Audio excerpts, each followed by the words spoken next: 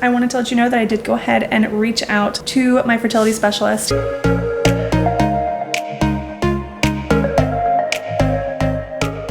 Good morning vlog. We have a little bit of catching up to do today, but I wanted to go ahead and take a pregnancy test just for my own sanity, I guess. You may remember in my last vlog that I went to the emergency doctor and they told me that I have gastritis. I am following up with the gastroenterologist to confirm that, and with that visit they said that I wasn't pregnant. That's why they went ahead and did a CAT scan, but I don't know.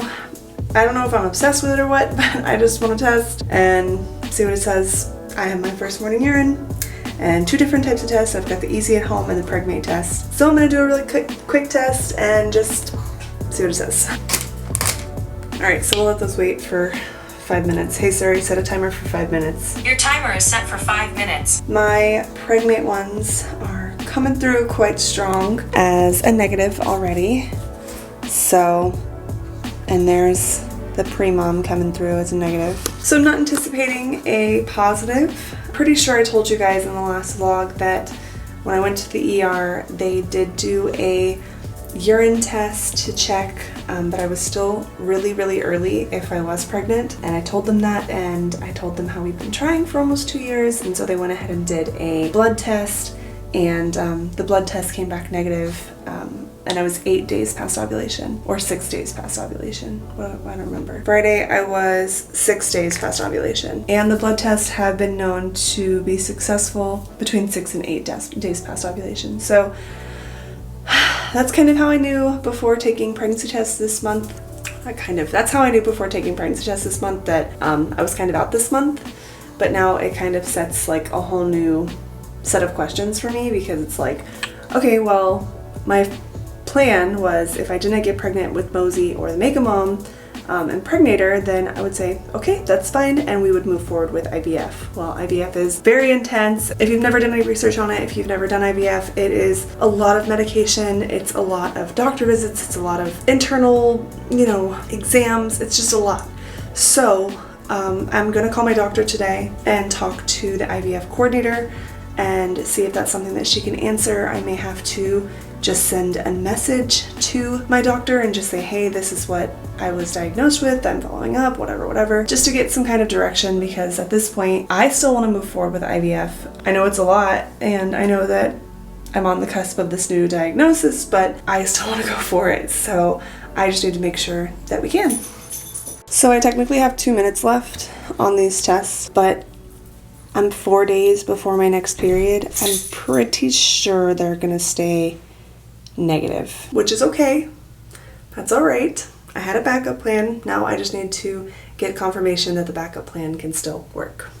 Okay, now the timer officially went off and the tests are still officially negative. Again, that's okay. Let's go find out about IVF. If he feels like this is something that you should discuss through a consult, then he'll most definitely tell you to call the office and schedule a consult. I gotcha.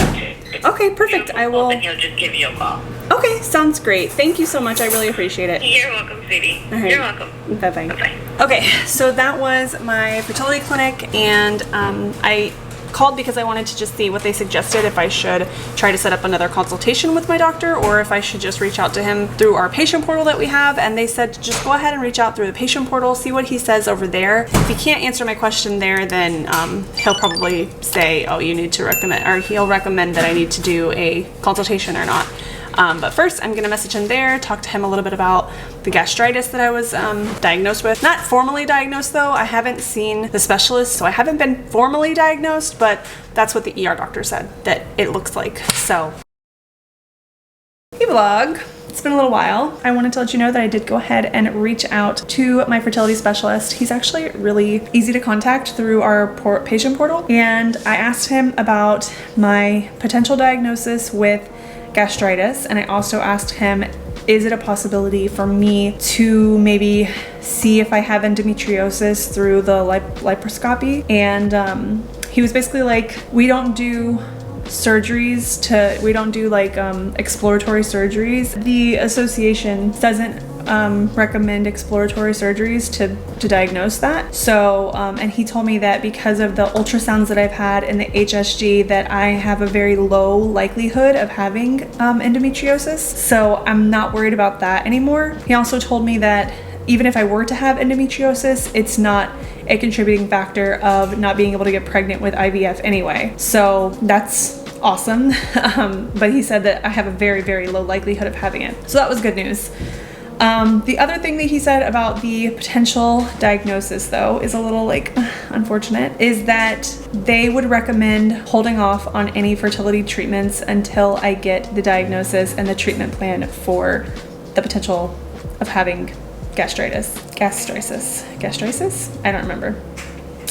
So that's a little unfortunate because I'm supposed to get my period on Saturday and I have my appointment with the gastroenterologist on Tuesday. And for IVF, everything starts with a period. So I potentially will call them and say, hey, I am looking to start IVF. I have an appointment on Tuesday to go and make sure. I just don't want to get on birth control, start the IVF process, and then be like, oh, you need this because of whatever. So I think what that means is that I'm gonna have to wait another month, wait a whole nother cycle to have my period and everything, because at this point they're saying that they don't want me to try to get pregnant if I have something that, you know, could potentially disrupt the process and or not allow me to get pregnant. Looks like I'll be taking care of that first. I will say that I haven't had symptoms like I've been having, so that's a really good sign. I have been able to eat soup today and I was able to drink a cup of coffee today for the first time in like 6 days.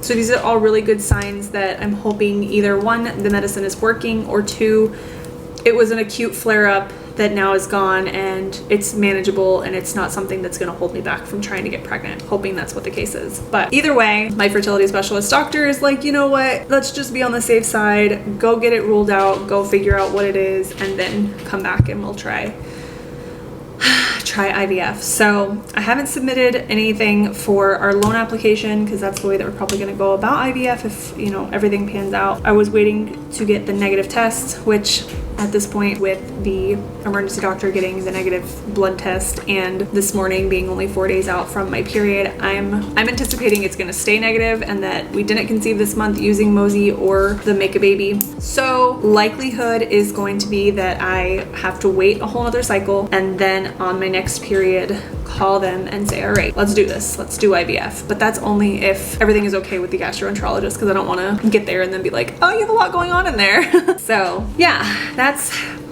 where we're at. I'm just really happy that I'm feeling better because I spent my Mother's Day laying in bed, which sometimes you need, and I definitely needed that because my body was just like, we're just not having any of this, we're just not. So yeah, I'm really glad I'm feeling better and I hope I stay feeling better, God please. But I just wanted to check in and let you guys know that's where we're at. That's what I have to look forward to. So that was the first available appointment they had, is next Tuesday. So unfortunately it is what it is. I'm gonna have to just go on that day and that's it. One thing I forgot to share with you guys that is very much of an adulting situation. Manny and I, our washer started breaking. We got a used washer from a friend and it's a front loader and it was really good, but it started doing this weird sound like whenever it would try to spin, and it sounded like the internal drum and the motor were like not, like the gears were not there, like it would spin and like it would be trying to like catch it and it was like click click click click click, like it, very loud, very not good sounding. So we went to Lowe's and we ended up buying a new one and that was dropped off today. I can show you, this is like serious adulting at its finest. But this is it, brand new baby, just got loaded in.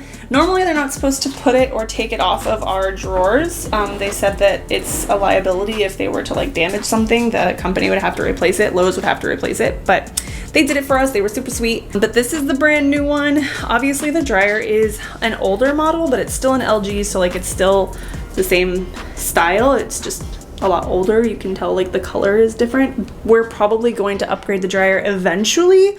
This one was actually on sale, this set was on sale, but they were $600 a piece, and so I was like, let's just do the washer, let's just do what's broken first.